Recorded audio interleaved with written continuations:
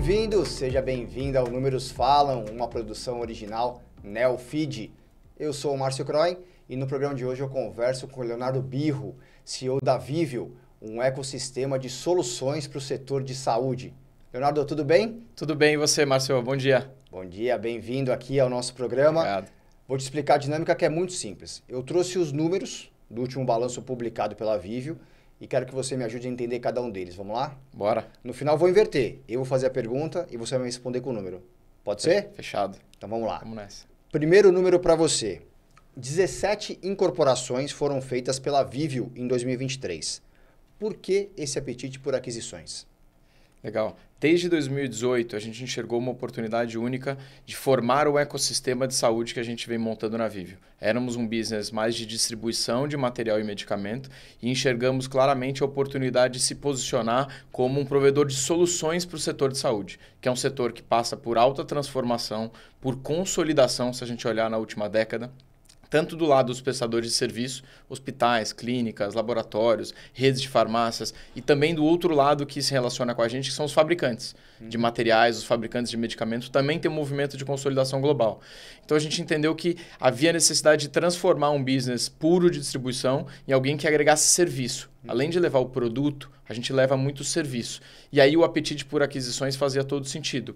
Para acelerar esse movimento de consolidação, diversificar o nosso negócio. Hoje a gente está organizado em 4 grandes unidades de negócios e muitas delas foram formadas a partir do movimento de aquisições. Tá? Então a gente enxergou que para acelerar isso, aquisições era importante, mas não esquecendo do crescimento orgânico. Então se a gente olhar o que aconteceu no período, a gente cresceu organicamente todos os anos e foi adicionando novos negócios através dessa plataforma de aquisições, em várias dimensões. Novos canais que a gente passou a atender, nova portfólio de produto que a gente aumentou e um portfólio de serviços, como eu falei, que complementa a oferta mais rica de produtos que existe hoje no Brasil, de qualquer player no nosso setor. Então, por isso era importante acelerar a aquisição. A gente fez mais de 25 aquisições desde 2018 e aí a gente pegou agora o ano de 2023 e 2024 para integrar tudo isso de forma muito consistente. Por isso as 17 incorporações esse ano tem um trabalho intenso de todo o nosso time de sistemas, de processos, de cultura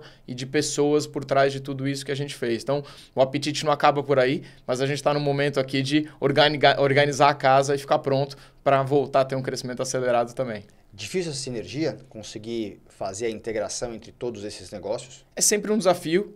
O que a gente tem feito é fazer com cuidado. Né? Aqui para nós não é 100 metros rasos, aqui é uma jornada de longo prazo. Então, quando você faz bem planejado, com cuidado, cuidando das pessoas no dia a dia, que a gente toma muito cuidado para isso, a gente é muito feliz em reter as boas pessoas e os bons talentos das aquisições que a gente fez. Isso faz uma enorme diferença para você não ter uma ruptura. É uma empresa que veio e aí você perde todas as pessoas. É sempre difícil de você continuar dando consistência ao negócio. Então a gente tem sido bem sucedido nisso, planejando, fazendo com calma, aprendendo com os erros e valorizando as pessoas e as pratas da casa. Quem ainda não entendeu a Vivio, quais são os 4 segmentos, ou na verdade verticais que vocês têm de negócios? Legal. Para nós as verticais de negócios estão mais alinhadas com a demanda do cliente, então é como se fosse um canal para a gente. A maior delas é hospitais e clínicas, onde a gente tem um foco em atender grandes hospitais e clínicas especializadas. A segunda unidade de negócios de laboratórios e clínicas de vacinas. Então a gente tem todo um portfólio de produtos e serviços para clínicas de vacinação e todos os laboratórios no Brasil. A terceira é o nosso negócio de varejo, onde a gente atende principalmente farmácias, mas também o canal alimentar e canais especializados para o consumidor final. Ali a maior parte do portfólio que a gente vende são itens que nós fabricamos. A gente também tem alguma coisa de distribuição, mas a gente fabrica. A principal marca nesse segmento é a Kremer, que é uma empresa centenária no Brasil, uma marca muito famosa aqui que é nossa. E a quarta unidade de negócios, que é a mais nova, é a de serviços, onde a gente oferece para esses outros canais da companhia um portfólio de serviços que agregam a entrega dos materiais ou dos medicamentos que a gente leva ali. Então, são serviços de manipulação, são serviços de gestão de estoque, são serviços de programa de suporte ao paciente. Tem vários serviços ali que a gente entende que são muito estratégicos para criar diferenciação e valor para o nosso cliente. Imagino que serviços ainda não seja o que mais cresce, mas é talvez o de maior potencial, né? Ele é o que mais cresce já, Já isso é legal. A gente definiu em 2018 um objetivo de ter serviços como pelo menos 10% do faturamento da Vivio. Tá. Era 0 lá atrás, no longo prazo. E a gente já chegou. Né? O último trimestre agora ele representou cerca de 9% do total do faturamento da companhia e foi a unidade de negócio que mais cresceu no ano contra ano. Bem rápido, hein? Bem rápido. Muito rápido. Então, temos um foco grande e, como você comentou, é o de maior potencial, porque ele traz mais diferenciação, ele muda o jeito que as coisas são feitas, traz novos modelos de negócio, buscando mais eficiência, mais democratização do acesso à saúde e redução de custo. Boa. Segundo número para você. 1,2 bilhão ou 1 bilhão e 200 milhões de reais foi a captação da Vivio com o follow-on realizado no início de agosto deste ano. Qual foi a importância desse movimento? Foi fundamental, acho que não só pela magnitude, como você falou, mas pelo momento. Acho que a gente tem sido... Você precisa ter um pouquinho também de sorte, né? 50% aí do que você faz, pelo menos, tem que ser sorte. E aí você trabalha muito bem nos outros 50%. A gente conseguiu escolher momentos bons para fazer as captações. Tanto no nosso IPO lá em 2021, né? Foi o penúltimo IPO. De todos, antes de fechar aí a janela. E agora a gente decidiu fazer de novo, porque é o momento de reforçar o nosso caixa para o crescimento acelerado dos próximos anos que vai continuar vindo. Então, a gente escolheu 23 e 24 para fazer a arrumação de casa da parte operacional, como eu falei, processos, sistemas e cultura, e também deixar o caixa da companhia preparado para novos investimentos e novas aquisições e outros movimentos futuros. A gente continua fazendo ano após ano recorde de CAPEX na companhia, de investimento, mesmo nos momentos de crise aqui, a gente continua investindo na nossa infraestrutura. Então, essa captação nesse momento é fundamental para isso. Tá? A nossa dívida já estava equacionada, já é uma dívida bem equacionada, mas a gente queria também reforçar com equity aqui, com a injeção de capital. E vocês estavam preparados no primeiro semestre para fazer esse follow-on e aí deu tudo errado por condições de mercado, né? Ficou mais restrito o crédito corporativo ali? Ou vocês enxergaram a janela e correram para fazer? Acho que a gente está sempre preparado, Márcio. Eu falo para o time lá bastante que a gente tem que ser sempre otimista, né? Eu sou otimista por natureza, a gente está sempre preparado ou esperando o melhor, mas preparado também para momentos difíceis. Tá. Então, a gente sempre esteve preparado para isso. Acho que desde o IPO, a gente estava preparado para fazer um follow-on novamente. Entendemos que esse era o melhor momento para fazer e conseguimos. Acho que foi um movimento bem sucedido. E bem recebido pelo mercado, né? Que também tem essa diferença, né? Você pode ir para o mercado e ter um problema ali quando bate com os investidores, né? Esse não, né? Foi super bem sucedido, né? Foi. Acho que principalmente pela consistência dos números que a gente vem entregando, né? Quando a gente foi para o follow-on, a gente tinha 7 trimestres consecutivos após o nosso IPO, que a gente foi capaz de superar todas as expectativas das análises de mercado em relação às principais métricas de top line, de crescimento de EBITDA da companhia. Então, tinha uma consistência ali que a gente vinha entregando. Boa. Terceiro número para você. 8 bilhões e 200 milhões de reais foi a receita líquida gerada pela Vivio nos 9 primeiros meses deste ano. Um aumento de 33,6% sobre o mesmo período do ano passado. Quais foram os destaques para a companhia alcançar esse resultado? Perfeito. Acho que, primeiro, crescimento em todas as unidades de negócio, o que é importante. Não tem um negócio só da Vivio que está crescendo. Essas 4 unidades aqui crescem de forma orgânica, duplo dígito. Algumas crescem mais, como serviços que a gente falou aqui. Vacinas está crescendo bastante esse ano, né, por lançamentos de novas vacinas. Varejo, a gente tem entrado em novos clientes e novos canais, então tem ajudado a crescer, mas tem um crescimento consistente em todas essas unidades. A gente trabalha com líderes de unidades de negócio para cada uma delas, então temos uma estratégia bem definida e eles têm autonomia junto com seus times para acelerar o crescimento dentro dessa avenida ou dessa estratégia que a gente definiu aqui. Então, eu acho que essa consistência vem muito de ter os líderes corretos em cada uma unidade de negócio, a estratégia bem definida e uma disciplina de execução muito relevante para todas essas unidades de negócio aqui. Eu imagino também que as incorporações, as aquisições que você fez nesses últimos anos também colaboram muito para isso, porque foram negócios muito adequados ali ao seu business, né? Exato. Então, aquisição para a gente é sempre uma forma de acelerar crescimento. Por isso o crescimento acelerado é consistente. Eu acho que quando você vê companhias que têm, às vezes, M&A como uma estratégia, a gente não acredita muito nisso, porque senão você começa a diversificar para coisas que não necessariamente estão dentro do seu core, dentro do que você definiu. funil. Então, quando a gente vê essa aceleração é porque a gente fez aquisições que de fato vinham de encontro àquela nossa estratégia. E o fato de não ter ruptura na integração e não perder pessoas garante a velocidade sustentada do crescimento. Porque muitas vezes o que acontece em aquisições é você faz muitas aquisições e você perde a cadência de crescimento por perder pessoas ou por ter alguma ruptura no negócio na hora que você vai incorporar, na hora que você vai fazer uma virada. A gente não teve isso. Então isso tem sido, apesar de ter feito 17 incorporações de CNPJs, como a gente falou aqui no começo do bate-papo, a gente não perdeu nenhum grande cliente, a gente não perdeu nenhum grande contrato, não ficamos semanas sem faturar. Tivemos alguns desafios, que é sempre normal dentro do processo, mas isso está garantindo a consistência do crescimento. Pessoas, reter as pessoas no negócio e não ter ruptura na hora da incorporação e da virada. O mercado é muito fragmentado ainda? É bastante, né? O nosso maior negócio hoje, quando a gente olha market share, a gente ainda tem cerca de 23% de market share. Muitos deles a gente tem 10, 5, 8, 15. Então, apesar de ter feito todos esses movimentos, tem um espaço grande ainda de consolidação e de novos negócios que a gente pode adicionar. Perfeito. Vamos lá. Quarto número.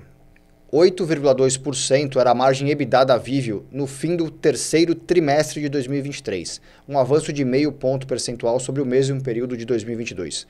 Como a companhia tem conseguido gerar mais resultado? Legal, acho que dois componentes importantes. Primeiro, crescer em negócios que, por natureza deles e característica do business, têm margens superiores. Então, isso ajuda, a hora que você cresce mais, como serviços, por exemplo, ou outros negócios que têm uma margem superior aos business, isso ajuda no todo, né? Você ter uma margem melhor ao longo do tempo. Isso varia, às vezes, trimestre a trimestre. Às vezes, você tem um trimestre que um negócio cresceu mais que o outro, então o mix acaba mudando um pouco a margem, mas na tendência de médio e longo prazo, a gente continua adicionando negócios que têm margens superiores. E o segundo é o efeito de escala, né? De aumento e criação do ecossistema. Você pegar o nosso faturamento de 2018 para hoje, a gente aumentou quase 7, 8 vezes o faturamento da companhia. Então, isso nos permite ter mais sinergias internas de toda a nossa infraestrutura, toda a nossa área corporativa e diluir custos à medida que a gente cresce. A gente não aumenta as despesas na mesma proporção, na mesma velocidade que a gente aumentou o nosso faturamento. Por isso, fazer incorporações, integração de sistemas é fundamental, porque senão eu não consigo capturar essas sinergias. Você fica com um monte de empresas operando dentro de um ecossistema, mas elas de fato não estão integradas, não estão juntas. A gente não acredita nesse modelo. A gente acredita no modelo das empresas de fato convivendo integradas e gerando uma sinergia de negócios entre elas. Então, quando você olha o nosso SG&A, né, a nossa despesa sobre a receita líquida, ela tem uma diluição de basicamente 0,5% de um ano para o outro, que é um pouco do aumento da nossa margem EBITDA também que a gente conseguiu aqui. Então, é um efeito de escala e diluição de despesa com crescimento de negócios que têm margens superiores. Dá para entender que essa margem pode chegar em 2 dígitos, então, com essa combinação? É a nossa ambição no longo prazo.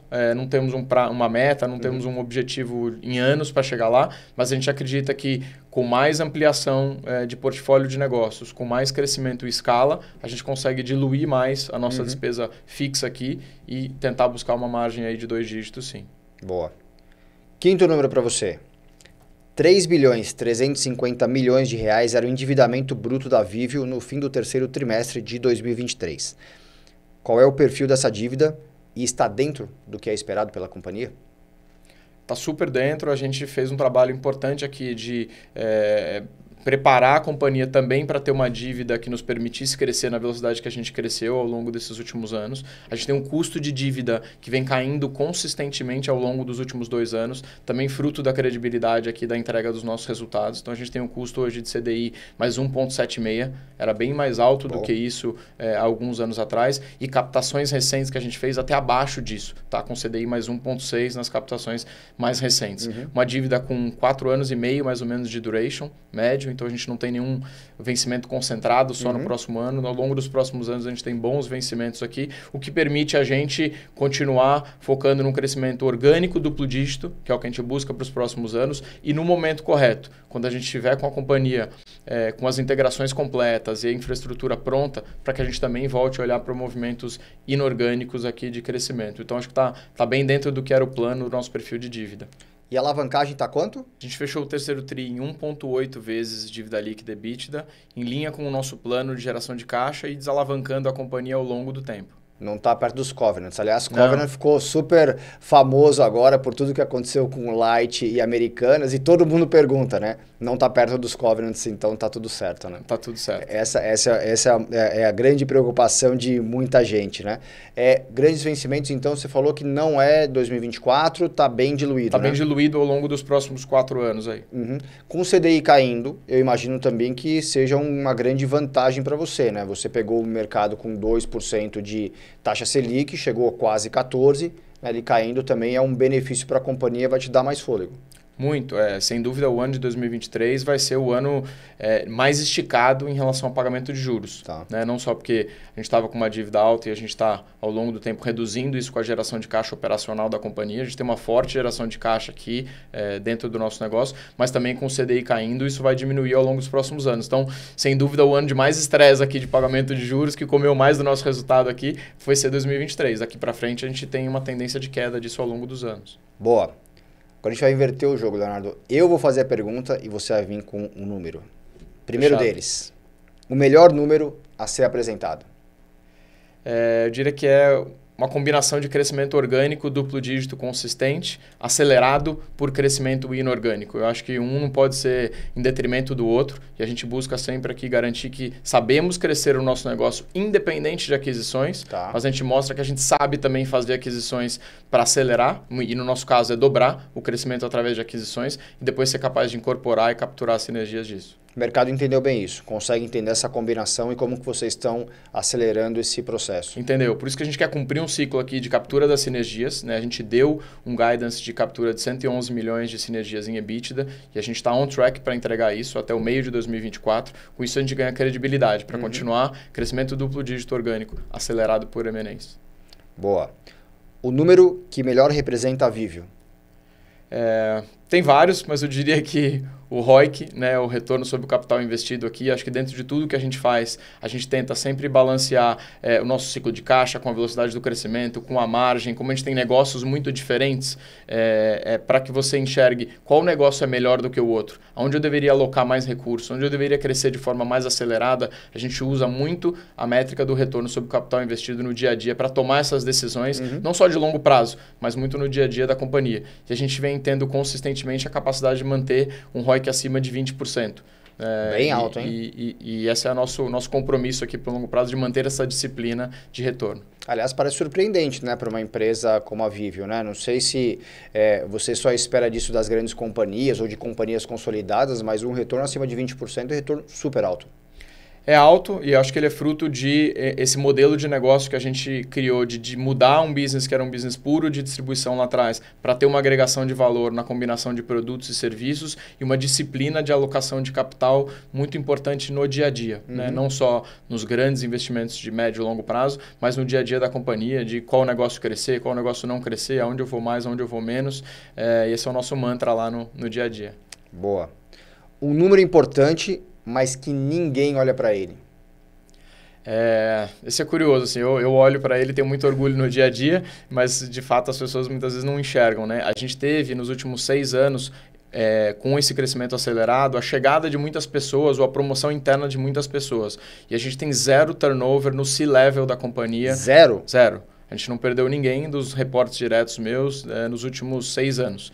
A gente foi adicionando pessoas, como eu falei. Isso é fruto de um alinhamento de cultura, de um sonho grande de longo prazo que a gente quer buscar, um alinhamento de incentivos também, né? Tá todo mundo aqui bastante incentivado para o longo prazo da companhia, para construir algo muito único e um propósito, né? A gente criou um propósito que no nosso caso é de cuidar de cada vida, que veio da organização, a gente construiu junto com todo mundo, então eu tenho muito orgulho desse número aqui de poder construir tudo isso junto com o meu time. E faz diferença, né? Uma equipe que não muda, fica mais entrosada, você sabe o que cada um pensa, faz e quais são as qualidades, né? E até os defeitos, né? Todo mundo tem os seus defeitos ali, você consegue explorar cada um deles, né? Exatamente. Acho que a gente vê isso em qualquer lugar da vida, né? No esporte, nos negócios, né? Quando você não troca o técnico e não troca o time toda hora, você consegue ter uma consistência e eu diria que esse crescimento sustentado nosso ao longo do tempo vem muito disso, porque você não tem grandes rupturas na perda de pessoas. E é sempre um desafio promover pessoas que não estão prontas ou trazer pessoas de fora que não necessariamente vão se adaptar à sua cultura, não vão ter conexão com aquele time que está ali. Então, isso faz muita diferença pensando em crescimento sustentado. Boa. O número que não sai da sua cabeça. Não é bem um número, mas é uma métrica que a gente está tentando criar, que é, através do crescimento do ecossistema, ter uma penetração dos produtos e serviços nos mesmos clientes num nível muito alto. Tá. Porque a gente aumentou muito o portfólio de produto e serviços. Então, hoje, o que é a minha obsessão no dia a dia é eu preciso olhar para um cliente e garantir que ele compra a maior quantidade possível de produtos da Viveo e que eu consigo oferecer para ele a maior quantidade de serviços que a gente tem no nosso portfólio. E isso ainda é muito díspare quando eu olho para o ecossistema. Alguns clientes têm uma ênfase muito grande em produto, mas não compram serviços da gente. Alguns entendem já o valor do serviço, têm esses serviços lá, mas tem um portfólio mais restrito e menos amplo. Então, é quase que criar essa métrica ao longo do tempo de penetração de produtos e serviços nos mesmos clientes. Essa é a minha grande obsessão em números para frente. Esses são os próximos, Esse é o que você vai falar quando vier aqui da próxima vez, né? Isso aí eu vou contar novidades em breve. Boa. Pra gente fechar, o próximo número vai ser? Pô, esse aí tem umas histórias boas lá de dentro de casa. A gente foi criando sempre os grandes sonhos da companhia e a gente falava assim, não dá para criar um sonho sem um número por trás dele, né? Que não necessariamente é uma meta ou uma promessa, não é isso, mas é o nosso sonho grande lá de dentro. Então, em 2018, 2019, quando a gente começou essa jornada, a gente criou lá o que a gente chamou do Rota 66. Né, que era chegar em 6 bi de receita líquida com 600 milhões de EBITDA. Pô, né? Pensei que era para os Estados Unidos, né? Ainda não. Ainda não. Talvez lá na frente vá ser. E a gente chegou nisso, né? Antes do que era a data prevista que a gente tinha definido lá atrás. A gente falou, pô, preciso buscar um outro número aqui, uma outra ambição para o sonho grande. A gente gostou da estrada, a gente ficou nas estradas e fomos para o BR-101. BR-101. BR-101, que é um objetivo nosso, assim, um sonho grande nosso, né? De chegar em 10 bi aí de receita líquida. Como você falou, a gente está nos 9 meses do ano em 8.2. 8.2, está chegando, hein? É isso. E um bi de EBITDA, né? Que eu acho que sempre é um marco aqui para qualquer organização no Brasil, né? Lá em 2017, a gente fazia cerca de 100 milhões. Né? Então, você criou um sonho grande aqui para chegar nele em algum momento lá. Então, como a gente acha que a gente está próximo aí desses sonhos, né? Vamos chegar neles em breve aqui, a gente já está um pouco buscando o próximo lá. E eu não posso ficar falando muita coisa aqui, mas a gente hoje não encontrou uma rota ainda de estrada, mas a gente criou lá um Ligados no 220, que a gente está bem ligado aí. Então esse é o novo número que roda dentro dos nossos grupos lá e dentro da organização. O nosso sonho grande é estar ligado no 220 e nós vamos chegar lá. Sensacional. Então o primeiro foi Rota 66, 2 anos você cumpriu ele? A gente cumpriu ele em 2 anos. O segundo, BR-101, ainda está no caminho. E o próximo vai ser Ligados no 220. Sensacional. É bom você nomear sonhos, né? É bom, porque tangibiliza, né, para as pessoas aqui. Um sonho sem meta é uma loucura, né? Então, no final, é você garantir que você sabe para onde está indo, ter as pessoas corretas junto com você, ter um alinhamento de cultura, de incentivos, que é o que a gente tem aqui. E dá para sonhar grande, por que não? E ir lá buscar. É isso. Leonardo, obrigado, viu? Obrigado a você, foi um prazer. Obrigado a você que nos assistiu, nos ouviu. Aproveite para compartilhar esse conteúdo para que as pessoas conheçam um pouco mais da Viveo. Você sabe, o Neofeed está em todas as redes sociais. Nos vemos no próximo. Um abraço, tchau!